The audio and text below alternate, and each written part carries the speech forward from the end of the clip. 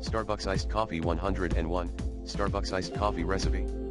Starbucks Iced Coffee refers to a popular beverage option offered by Starbucks, typically served cold and enjoyed for its refreshing qualities, especially during warmer months. Here are some key aspects of Starbucks Iced Coffee. 1. Varieties. Starbucks offers several varieties of iced coffee, allowing customers to customize their drinks based on personal preferences. This includes different roast profiles, flavors, and milk options, such as whole milk, non-fat milk, almond milk, etc. 2. Preparation. Starbucks iced coffee is brewed using their signature coffee beans, which are often brewed double strength to ensure the flavors are robust even when served over ice. It is then chilled and poured over ice cubes to create a refreshing cold beverage. 3. Customization.